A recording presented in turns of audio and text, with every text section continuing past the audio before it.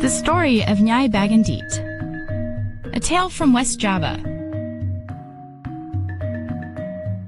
Once upon a time, there lived a rich woman named Nyai Bagendit in a village located in West Java. Nyai Bagendit lived alone with abundant wealth from the inheritance of her deceased husband. From the wealth she had, Nyai Bagendit often felt afraid of becoming poor. That made her a stingy person. Moreover, Nyai Bagendit had a disposition that was not very friendly to the local residents. Nyai Bagendit would be willing to help residents who were in trouble on the condition that there was a very high interest rate.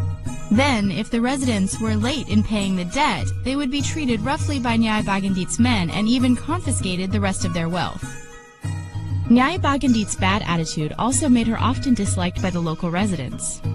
Added to that was her nature of liking to show off her wealth to the local residents. One day, Nyai Bagendit was relaxing in her yard while counting her money and gold. An old grandfather came walking with a stick. The grandfather was a traveler who asked Nyai Bagendit for a little drinking water.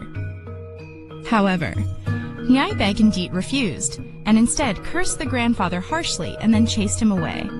After being treated badly, the grandfather felt sad and disappointed. Then he stuck his stick in front of Nyai Bagendit's house and warned the rich woman about the lesson she would receive. Seeing this, Nyai Bagendit ignored him and only mocked him by laughing.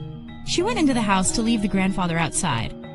After that, the grandfather pulled out the stick he had and stuck it in the ground. The hole created a geyser of water larger than a house.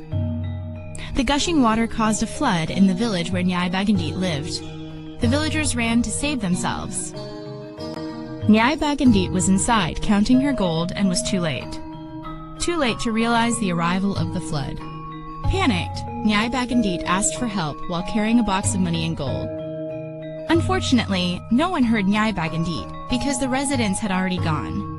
No one stayed to save this selfish woman named Nyai Bagendit, who sank to the bottom of the water and drowned with all her wealth. The flood continued to overflow until it finally formed a lake which today is named Situ Bagendit. The wandering grandfather disappeared, or maybe never existed. But the lesson of Nyai Bagendit remains today.